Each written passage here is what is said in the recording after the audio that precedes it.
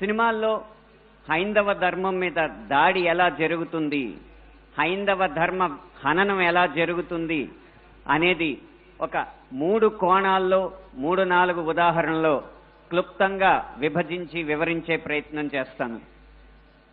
ఇక్కడ దాడి 3 కోణాల్లో జరుగుతుంది. అందులో ఒకటి కావ్యేతిహాస పురాణాలని వక్రీకరించడం, 2 తెర మీద కనిపించే పాత్రల్లో వినిపించే పాటల్లో హైందవ ధర్మాన్ని దుర్వినియోగం చేయడం, 3 తెర వెనక మా ముందు అన్యమతస్థుల ప్రవర్తన.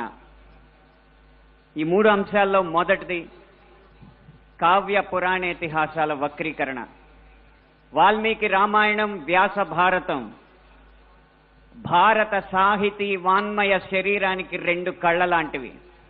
కానీ అదే వ్యాస భారతాన్ని, అదే వాల్మీకి రామాయణాన్ని వినోదం కోసం వక్రీకరించిన సందర్భాలు కోకొల్లలు.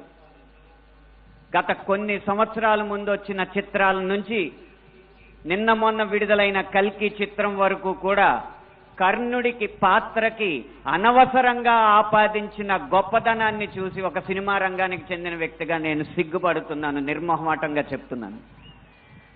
అది కూడా ఈ కృష్ణా జిల్లా గడ్డ మీదే నిలబడి చెప్తున్నాను. అప్పటి చిత్ర దర్శకులు, ఇప్పటి చిత్ర నిర్మాతలు ఇదే జిల్లా వారికి చెందిన వారైనా సరే పొరపాటు అని మనం చెప్పకపోతే ఈ హైందవ ధర్మంలో పుట్టినట్టు కాదు, ఈ హైందవ ధర్మాన్ని ఆచరించినట్టు కాదు, హిందువుగా ప్రకటించుకోవడం వ్యర్థం అని చెప్పి ఘంటాపథంగా తెలియజేస్తున్నాను. ఇప్పుడే ఈ సభలో, ఈ గొప్ప సభలో సత్యవాణి గారిని అభినవ ద్రౌపదిగా వక్తలు అభివర్ణించారు. ఆవిడే ఒప్పుకుంటారా? నిండు సభలో ద్రౌపదిని వలువలు వలచండి అని సలహా ఇచ్చిన కర్ణుణ్ణి సూర్యుడు అంటే సత్యవాణి గారు లాంటి మహిళా మండలి ఒప్పుకుంటారా? గంధర్వుల్ని చూసి, గంధర్వ సైన్యాన్ని చూసి ప్రాణమిత్రుణ్ణి కూడా వదిలేసి ప్రాణభయంతో పరుగులెత్తిన కర్ణుణ్ణి ధీరుడు, సూర్యుడు, వీరుడు అంటే ఈ హైందవ సమాజం ఒప్పుకుంటుందా? ఇలా ఎన్ని విధాలు చూసినా దానంగా వచ్చిన రాజ్యంలో తనకొచ్చిన కొద్దిపాటి సంపదని ఏదో దానాలు చేసినంత మాత్రాన ధర్మరాజు అంత గొప్ప దాత అని చెప్పి కర్ణుడిని అంటే మన సమాజం ఒప్పుకుంటుందా? నిన్న మొన్న వచ్చిన కల్కి సినిమాలో అగ్నిదేవుడు ఇచ్చిన ధనస్సును పట్టిన అర్జునుడి కంటే సూర్యుడిచ్చిన ధనస్సు పట్టిన కర్ణుడు వీరుడు అని చెప్తుంటే యుద్ధంలో నెగ్గేది ధనుస్సా ధర్మమా అని ప్రశ్నించకుండా మనం ఊరుకుంటామా? ఒక్క భారతంలోనే కాదు, వాల్మీకి రామాయణంలో రాయి ఆడదైనట్టు, రాళ్లను తేల్చి వారధైనట్టు, రాముడు లవకుశుల మధ్య యుద్ధం జరిగినట్టు, ఇలా చిత్రీకరణకు అందంగా ఉండడానికి ఎన్నో అభూత కల్పనలు, ఎన్నో వక్రీకరణలు జరుగుతుంటే ఇంకా మనం ఇలా ఊరుకుంటూ ఉంటే ఎన్ని సినిమాలు ఎలా వస్తాయి? ఒక్క వక్రీకరణే కాదు, చిత్రీకరణలో, గీతాలాపనలో ఎన్ని రకాల హననాలు జరిగినాయో మనం గమనిస్తూ ఉండాలి. మీరు కొంతకాలం క్రితం ఒక హిందీ పాట వినే ఉంటారు, దమ్మరదం మిట్ జాయహం బోలో శుభశ్యాం హరే కృష్ణ హరే రామ్. రండి దమ్ము కొడదాం, కలుసుకుందాం, శుభ సాయంత్రం చెప్పుకుందాం, తర్వాత హరే కృష్ణ హరే రామ్ అందాం. భగవత్ తత్వాన్ని, భగవద్భక్తిని జగత్ ప్రస్తుతంగా జగద్విదితం చేసిన ఇస్కాన్ వారి నినాదం హరే కృష్ణ హరే రామ్ ని ఒక ఐటమ్ సాంగ్ లో పెట్టుకుంటే ఒప్పుకుంటామా? మీ ముందు ఇప్పుడు 2 దారులున్నాయి. కాళీ అన్న సినిమా డాక్యుమెంటరీ పోస్టర్లో కాళికామాత సిగరెట్ కాలుస్తుంటూ ఒక పోస్టర్ వేస్తే మన ముందు 2 దారులున్నాయి. ఒకటి నిమ్మకు నీరెత్తినట్టు కూర్చోవడం, 2 నిగ్గదీసి నిలదీయడం. మీ దారి 1 2? పీకే అన్న సినిమాలో రాయి మీద పాన్ పరాగు ఊసి అదే శివలింగం అని చెప్పి వెటకారం చేసి అన్య మతస్థుల మందిరాల్లోకి మాత్రం వెళ్లకుండా వాళ్ళు తరిమి కొట్టినట్టు తెలివిగా తప్పించుకున్నారు. అప్పుడు మన ముందు 2 దారులు ఉన్నాయి, నిమ్మకు నీరెట్టినట్టు నుంచోవడం, నిగ్గదీసి నిలదీయడం. మీ దారి 1 2? కాస్మిక్ సెక్స్ అన్న సినిమాలో ఇంత అద్భుతమైన పీఠాధిపతుల ఆహార్యాన్ని అనుకరించి గురువులు పీఠాధిపతులు వచ్చిన శిష్యురాలతో శృంగార కార్యకలాపాలు చేస్తున్నట్టు చూపెడుతున్నారు. మీ ముందు రెండే దారులు ఉన్నాయి. ఒకటి నిమ్మకు నీరెత్తినట్టు కూర్చోవడం, రెండు నిగ్గదీసి నిలదీయడం. మీ ఆప్షన్ ఒకటా రెండా?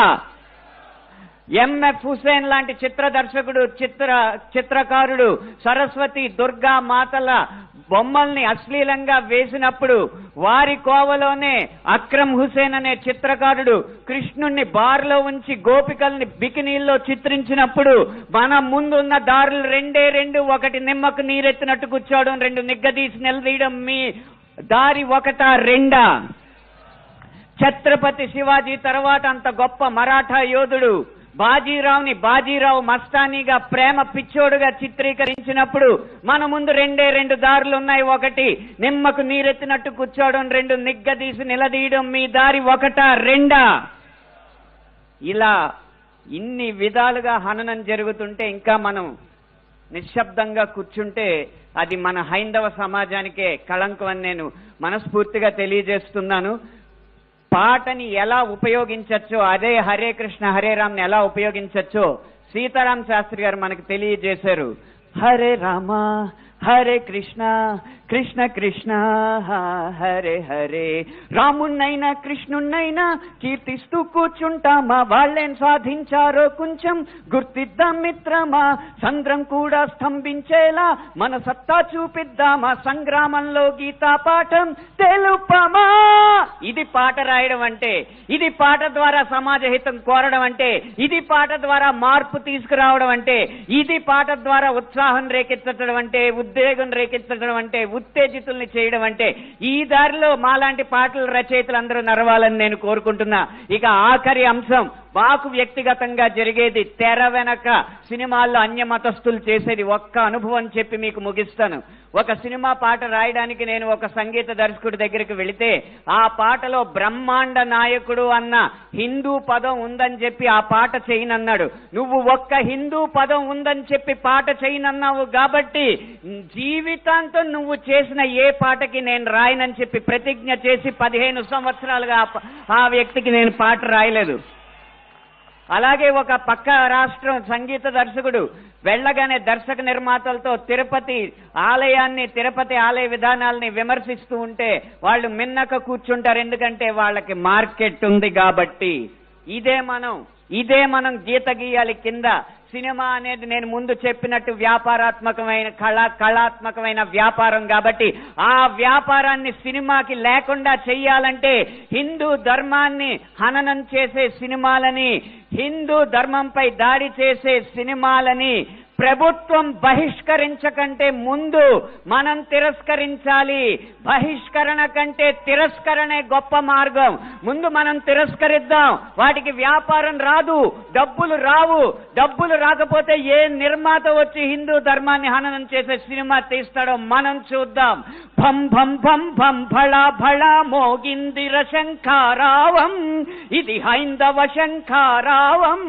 హిందూ బంధువులందరొక్కటై ముందుకే గమని భావం, ముందు చూపాలి ప్రభావం. 3 నిమిషాల ఈ పాట రాసే అవకాశాన్ని, 5 నిమిషాల ఈ ప్రసంగం చేసే అవకాశాన్ని నాకు ఇచ్చిన ఈ నిర్వాహకులకి వేవేల పాదాభివందనాలు తెలియజేసుకుంటూ జై హింద్, జై శ్రీరామ్.